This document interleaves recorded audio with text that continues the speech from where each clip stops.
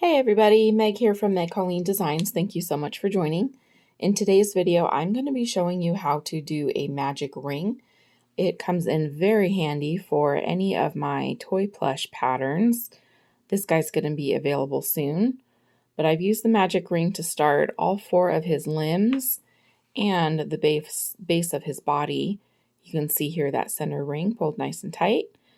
Also, I'm going to include a technique in today's video. If you are not a fan of the magic ring, I'll show you another technique that I also use to start in the round.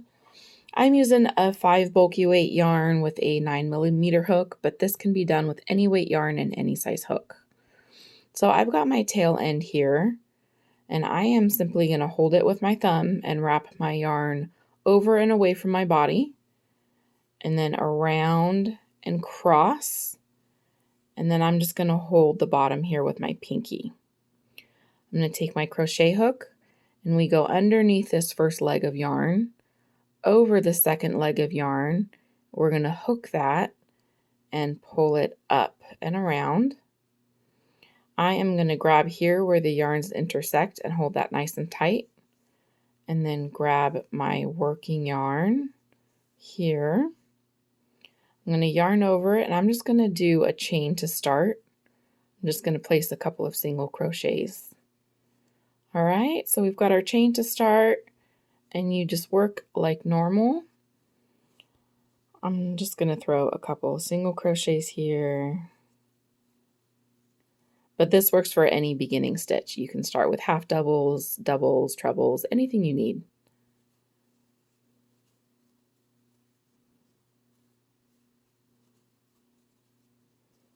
All right, so once you've got the number of stitches you need on your ring, you simply pull this tail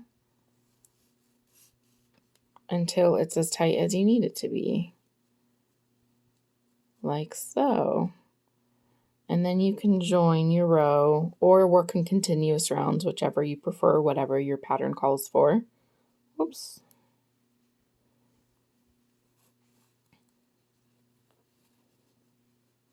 And if while you're working that strand comes loose and you start to get a gap here, all you have to do is pull back on this tail,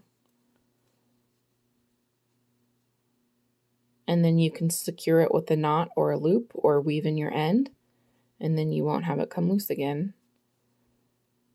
Let's do that one more time. Okay, so I grab my tail end, hold it with my thumb, wrap it around my hand and cross it over and away from my body. Tuck it in with the pinky. The hook goes under the first leg, over the second leg, and bring up and around a loop. Grab to secure that yarn. Pick up your working yarn. I'm going to do some singles, so I'm just going to chain 1 to start. And then proceed with my singles like normal.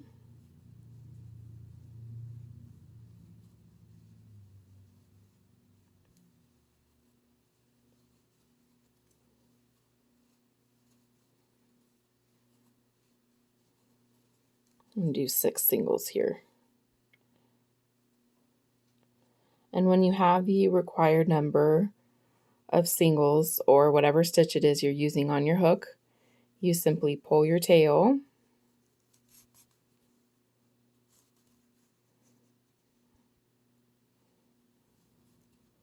and eliminate that gap. And when you're done, you can join your round or work continuously. So an alternative to this, if you really do not like magic rings, or it's just not your style, another way that you can start in the round, throw a knot on your hook like you would to start any chain. I'm going to keep this first one a little bit looser than normal. You can chain 2 to start, and again keep that first chain a little loose. And then you can actually work your single crochets into this first chain. Oh, I'm already too tight. So let's do 6 here. I did 6 in the last magic ring.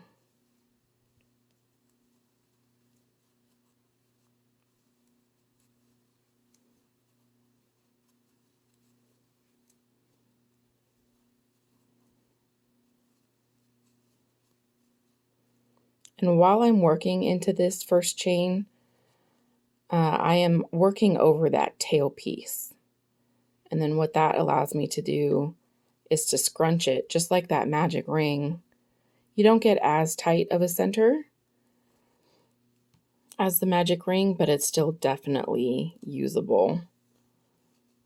And then just to finish off, I'm going to slip stitch to join.